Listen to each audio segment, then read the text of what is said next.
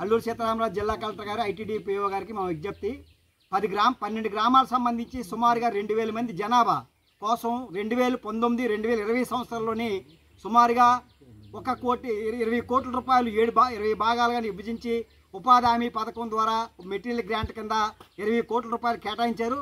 Road మన దీనికి PO గారు ప్రత్యేకించి వచ్చి 85 లక్షల రూపాయలు మిషన్ కటింగ్ వర్క్ ఇచ్చారు. కానీ ఇచ్చిన వర్క్ ఇప్పుడు 5 సంవత్సరాలు అవుతుంది. రోడ్డు పనులు చేస్తున్నారు కానీ వర్షం కొట్టుకుపోతుంది. ఇప్పుడు వచ్చి అంబులెన్స్ రాని పరిస్థితుంది.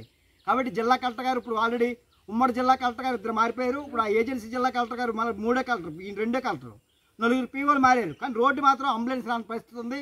ఇప్పటికైనా ఐటీడీ పిఓ గారు కొత్తగా వచ్చినటువంటి మన కలెక్టర్ గారు వచ్చి ఈ రోడ్డుని పరిశీలన చేసి ఎంతవరకు వేసారు చూడండి సార్. మీరు ఇప్పటికైనా సరే 15 కోట్ల రూపాయలు మార్చారు బిల్లులు, కానీ రోడ్లు లేవు. ఇప్పటికైనా రోడ్లు లేవని చెప్పేసి చేతులు జోడించి అల్లూరు సీతారామరాజు జిల్లా కలెక్టర్ గారికి అలాగే ఐటీడీ పిఓ గారికి జిల్లా అధికారి యంత్రాంగానికి విజ్ఞప్తి చేస్తున్నాం. ఇప్పటికైనా సరే వెంటనే రోడ్డు పనులు మరమ్మతు చేయాలా. ఫారెస్ట్ అనుమతులు లేవని చెప్పి వచ్చారు. ఇప్పుడు వచ్చి ఫారెస్ట్ అనుమతులు లేవే పరిస్థితులు వెంటనే రోడ్డు పని చేయాలని చెప్పేసి మేము విజ్ఞప్తి చేస్తున్నాం.